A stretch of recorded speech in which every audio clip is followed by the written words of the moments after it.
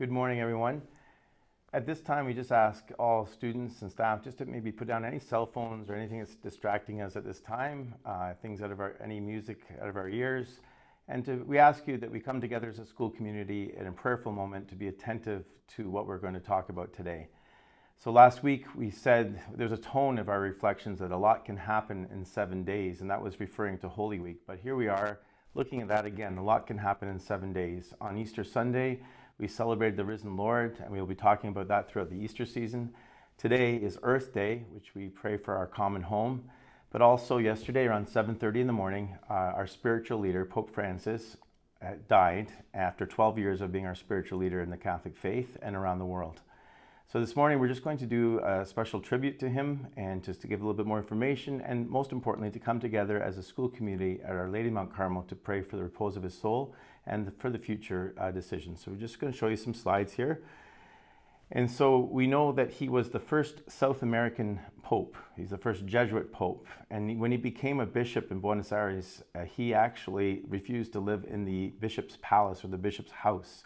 He actually sold the house, sold the car, basically, and took public transit.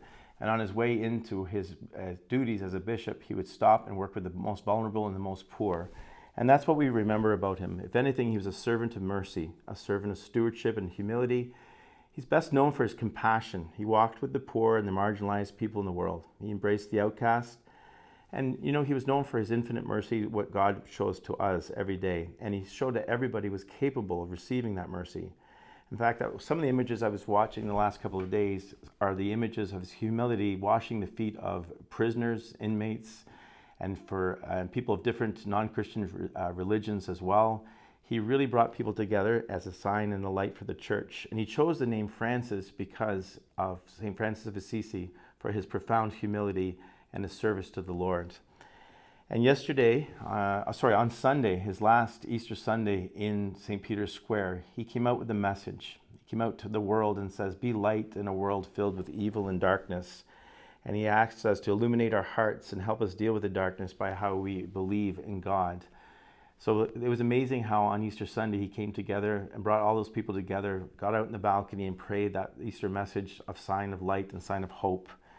And most importantly, I believe he really talked to young people. He said to young people around the world, dare to be more, because you are more important than any possession in the world. And it's worth repeating. Our spiritual leader, Pope Francis, said to young people your age, dare to be more, because you're more important than any possession or any money. And what good are possessions or appearances? Because God really knows you and he loves you. He really celebrated you and the young people of the world and the love that God has for you as well. So it's with great sadness, and there's so many stories I could tell, and I've read so many books about this man, his autobiography, a book called The Wounded Shepherd, about all his reforms in the church.